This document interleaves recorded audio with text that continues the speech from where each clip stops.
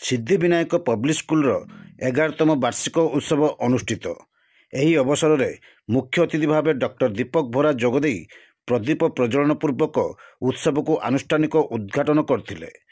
सम्मानित अतिथि भाव फकीरमोहन विश्वविद्यालय कुलपति डॉक्टर संतोष कुमार त्रिपाठी, जिला शिक्षा अधिकारी प्राचितनिया गिरी, कवि प्रशांत दास प्रमुख जोगदे वक्तव्य प्रदान करथिले। स्कूल प्रिंसिपाल सुधांशु पंडा सभार सभापतित्व करथिबा बेले चेयरमैन कबीर कुमार मढ़ुआल स्वागत भाषण प्रदान करथिले। अन्यमानंक मध्यरे स्कूल प्रेसिडेंट मौसम कुमार सिंह, ट्रस्टी मेंबर सुमंत कुमार साहू, राधाकांत महांती, अजय गिरी प्रमुख उपस्थित थिले। पर छात्र छात्री मानक द्वारा नृत्य संगीत आदि परिवेषण करा जायतिला एवं कृति छात्र छात्री मानकु पुरस्कार वितरण करा जायतिला।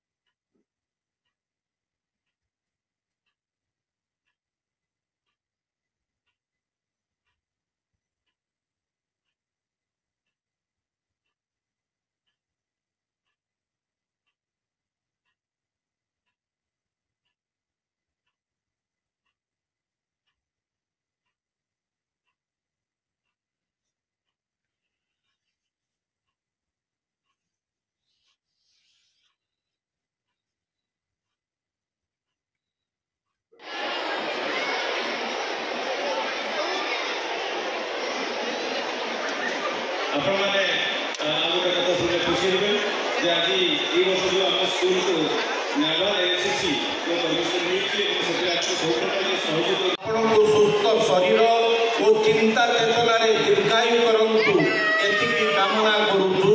आपणकर गुणमुग्ध सुधांशु पंडा अध्यक्ष तथा विद्यालय परिवार समस्त सदस्यवृंद बालेश्वर 22/12/2024 स्थान पाछुटिया बालेश्वर।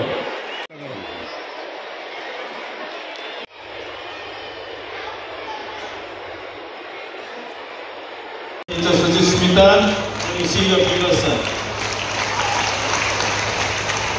ये इतना हैंडसम आदमी कौन है? ओ मैं हूँ।